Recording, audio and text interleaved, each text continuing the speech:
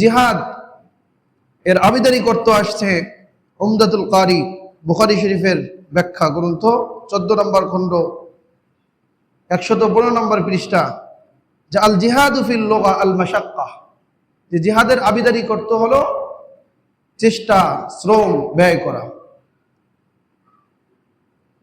ইমাম কাসতালানী রহমতুল্লাহ আলাইহি তার কথা ইরশাদুস সারি 5 নম্বর খণ্ড 31 নম্বর পৃষ্ঠা, ফাতুহুল মুলহিম মুসলিম শরীফের ব্যাখ্যা গ্রন্থ 3 নম্বর খণ্ডে 2 নম্বর পৃষ্ঠায় সেখানে এসেছে যে কিতালুল কুফার লিনুসরাতিল ইসলামি ওয়া ইলাই কালিমাতিল্লাহ, যে কাফিরদের সঙ্গে সংগ্রাম করা, যুদ্ধ করা ইসলামকে সাহায্য করবার জন্য, ইসলামের সাহায্যে এবং আল্লাহ তাআলার কালিমাতকে, আল্লাহ তাআলার মহত্ব সর্বভৌমত্বকে সমুন্নত করবার জন্য। মুল্লা কালী রহমতুল্লাহ আলাইহি মিরকাতুল মাফাতি মিশকাত শরীফের ব্যাখ্যা গ্রন্থ 7 নম্বর খণ্ডের 664 নম্বর পৃষ্ঠায় তিনি তার সংজ্ঞা বয়ান করেছেন যে আল জিহাদ শারআন বদরুল মাজহুদ ফি কিতালিল কুফার, যে কুফফারদের সঙ্গে যুদ্ধ করতে সর্বোত্তম চেষ্টা ব্যয় করা, মুবাশারাতান সরাসরিভাবে, আও মুআবিনাতান অথবা নিজে স্বয়ং সরাসরি অংশগ্রহণ করলো না, কিন্তু সাহায্যের মাধ্যমে অর্থ ব্যয় করলো, সেখানে অস্ত্র দিল বা সাওয়ারি দিল, যে কোনো মাধ্যমে সাহায্য করলো, বিল মাল সম্পদ দিয়ে, আও বির রাই অথবা বুদ্ধি দিয়ে, অবি তাকসিরিস সাওয়াদ অথবা সে সরাসরি রণাঙ্গনে শরীক হতে পারলো না কিন্তু তাদের দল ভারী করলো, আও গায়র যালিক ইত্যাদি ইত্যাদি। এই নানান দিক থেকে মুসলমানদের দলকে ভারী করে শক্তিশালী করার জন্য যে চেষ্টা ব্যয় করা হয় এটাকে জিহাদ বলা হয়। হাদিসের পরিভাষায় ইমাম আহমদ বিন হাম্বল রাহিমাহুল্লাহ 15 নম্বর 401 নম্বর হাদিস, রাসূল করিম সাল্লাল্লাহু আলাইহি ওয়াসাল্লামকে জিজ্ঞেস করা হয়েছে ফাআইয়ুল জিহাদি আফদল।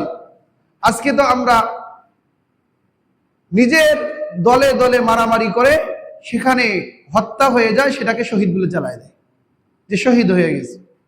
যে শহীদের সংজ্ঞা আছে, আপনি নিজেকে শহীদ দাবি করলে কি হয় না, শহীদ হওয়া যাবে না। এখানে হাদিসে পাকের মধ্যে নবীজি বলেছেন যে নবীজিকে যখন জিজ্ঞেস করা হয়েছে যে ফাআইয়ুল জিহাদি আফদল, কোন জিহাদ উত্তম, বলছে ক্বালা মান ক্বাতালাল মুশরিকিনা বিমালিহি ওয়া নাফসিহি, যে যারা কুফফারদের সঙ্গে তাদের জান মাল নিয়ে সংগ্রাম করে, যুদ্ধ করে। কিলা ফাআইয়ুল কতলি আশরাফ, যে যখন মানুষ হত্যা হয়ে যায় তাহলে কোন হত্যাটা বেশি শ্রেষ্ঠ, ক্বালা মান উকিরা জাওয়াদুহু ওয়া উহরিকা দামুহু, যে তার রক্ত প্রবাহিত করা হলো, তাকে হত্যা করে দেওয়া হলো, তাহলে এই ব্যক্তি যে রণাঙ্গনে মারা গেল এই হলো সর্বশ্রেষ্ঠ শহীদ।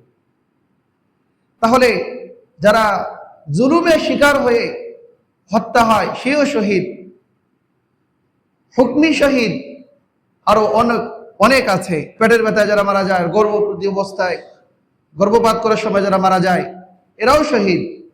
কিন্তু প্রকৃত শরঈ পরিভাষায় প্রকৃত শহীদ হলো যে যাদেরকে রণাঙ্গনে হত্যা করা হয়, শহীদ করে দেওয়া হয়, তারা হলো প্রকৃত শহীদ। জিহাদ প্রথমত 2 প্রকার, ফরজ আলাল আইন, ফরজ আলাল কিফায়া। এই বিষয়ে উলামায়ে কেরামের ঐক্যমত পাওয়া গেছে, সকলে একমত হয়েছেন যে স্বাভাবিক অবস্থায় যখন কোনো মুমিনের উপরে কোনো কাফের কি করে না, আক্রমণ করে না, স্বাভাবিক অবস্থায় থাকে, তখন মুসলমানদের জন্য জিহাদ করা ফরজ আলাল কিফায়া। মানে সারা পৃথিবীর কোনো এক অঞ্চলে কেউ যদি বা কোনো নগরীর কোনো মানুষ যদি, কোনো একটা দল যদি আল্লাহর রাস্তায় এরকম সংগ্রাম করতে থাকে তাহলেও সবাই গুনাহগার হওয়ার থেকে বেঁচে যাবে। আর যদি কোনো ভূখণ্ডে, কোনো মুসলিম রাষ্ট্রে কাফেররা আক্রমণ করে, হামলা করে, তখন ওই রাষ্ট্রের মুমিন মুসলমানদের জন্য জিহাদ করা ফরজ হয়ে যায়। তারা যদি তাদের পক্ষে মোকাবেলা করতে সক্ষম না হয় তাহলে তাদের পার্শ্ববর্তী মুসলিম যারা থাকে তাদের জন্য তাদেরকে সাহায্য করা ফরজ হয়ে যায়। এইভাবে পুরা বিশ্ববাসীর জন্য ফরজ হয়ে যায়। জিহাদ তারপরে দুই প্রকার, একটি হলো ইকদামি আর একটি হলো দিফাই, যে আক্রমণাত্মক যুদ্ধ করা আর একটা হলো আত্মরক্ষামূলক যুদ্ধ করা।